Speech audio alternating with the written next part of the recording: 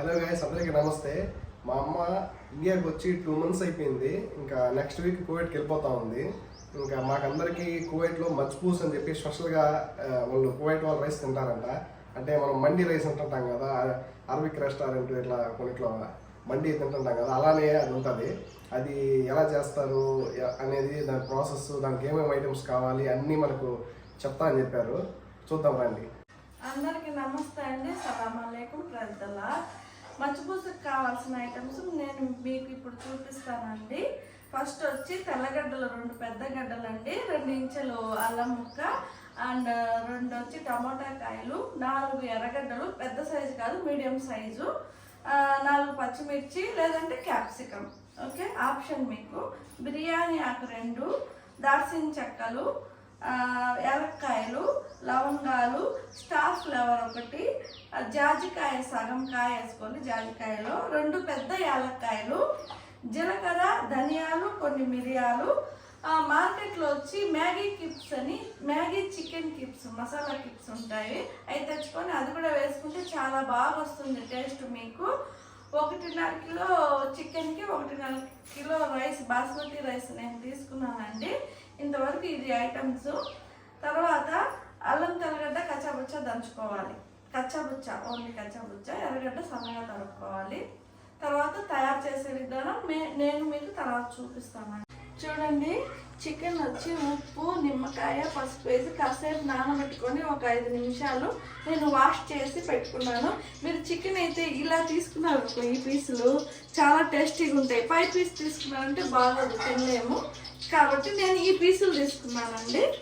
తర్వాత నూనె వేసుకున్నాను, ఒక 150 ml నూనె వేసుకున్నాను దీంట్లో దబరాలు. తర్వాత ఇవన్నీ దీంట్లో వేసేస్తాను, మొత్తంగా వేసేస్తాను. ఇలా వేసేస్తాను, మొత్తం వేసేసి కాసేపు మొత్తం అన్నీ వేసేసాను. అల్లం వెల్లుల్లి మొత్తం కోసేసుకుని దీంట్లో వేసేసాను. కాసేపు వేగిన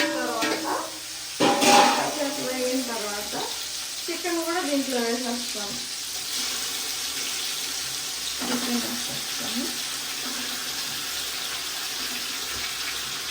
మీరు ఖచ్చితంగా ఇలాంటి పీసులు తీసుకుంటే మాత్రం సూపర్గా ఉంటుంది టేస్ట్, తినగలుగుతాము కూడా. కాస్త ఉప్పు వేసుకోవాలి, పైన ఉప్పు వేసుకోవాలి. ఉప్పు వేసుకొని మీకు మ్యాగీ కిప్స్లో వచ్చి సాల్ట్ ఉంటుందండి, అందుకని మీరు చూసేసుకోవాలి సాల్ట్. మ్యాగీ కిప్స్లో ఖచ్చితంగా సాల్ట్ ఉంటుంది, సరేనా? చూసేసుకోండి సాల్ట్. కాసేపు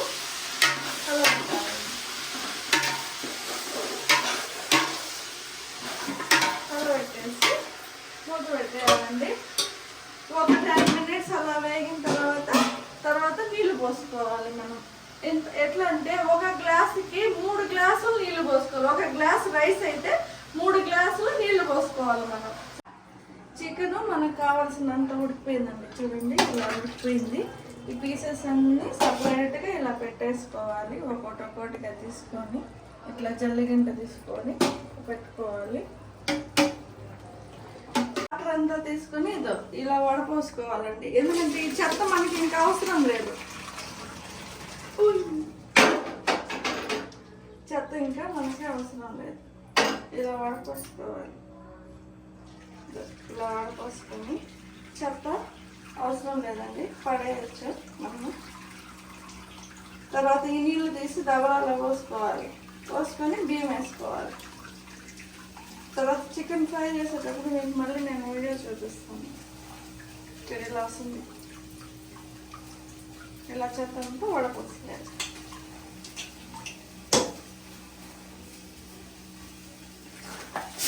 మళ్ళీ ఈ నీళ్ళు ఎత్తి దవరాలో పోసేయాలి. పోసేసి నానబెట్టుకున్న బాస్మతి బియ్యాన్ని దీంట్లో వేసేయాలి.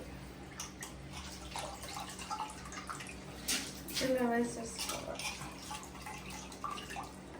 సరిపోతాయండి నీళ్ళు. సరిపోకపోతే ఆ చెత్త ఉంది కదా, ఆ చెత్తలో కాస్త నీళ్ళు పోసి అలా అనేసాం అనుకో, ఆ మసాలా ఫ్లేవర్ వచ్చేస్తుంది దాంట్లోకి. తర్వాత చెత్త పడేసుకో.